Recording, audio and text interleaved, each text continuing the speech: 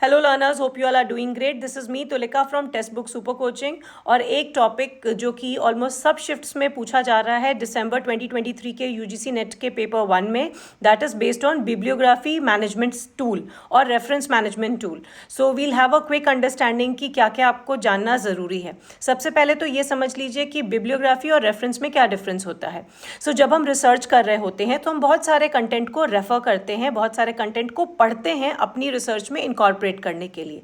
अगर मान लीजिए आपने बहुत सारा स्टडी किया मगर उसको अपनी रिसर्च में इंक्लूड नहीं किया, it will form a part of your bibliography. That means अगर इवन आपने न्यूज़पेपर में कोई चीज़ पढ़ी और उस टॉपिक को आपने अपने टॉपिक में अपने पेपर में इंक्लूड नहीं भी किया, तभी भी वो आपके अगर टॉपिक से रिलेटेड है कहीं से भी तो आप उसे अपनी बिब्लियोग्राफी में डालेंगे। नेक्स्ट, रेफरेंस में सिर्फ वही चीज़ें डालते हैं जिसको आपने अपने रिसर्च पेपर में या रिसर्च आर्टिकल में जगह दी है। दैट मीन्स जिसका आपने इनपुट्स अपने रिसर्च में लिया है। अब रेफरेंस मैनेजमेंट करने की या बिब्लियोग्राफी मैनेजमेंट करने की क्या ज़रूरत पड़ गई? सिंस बिब्लियोग्राफी का जो कंटेंट होता है वो बहुत होता है, हम काफ़ी सारी चीज़ों को पढ़ते हैं, रेफर करते हैं, स्टडी करते हैं जो हमारे टॉपिक से डायरेक्टली या इनडायरेक्टली रिलेटेड होती है, और इसी के लिए ज़रूरत पड़ती है बिब्लियोग्राफी मैनेजमेंट टूल्स की।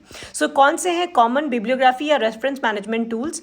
Endnote, Mendeley, RefWork, BibTeX and Zotero. ये 5 नाम सबसे ज़्यादा आते हैं, तो इनको आपने याद रखना है।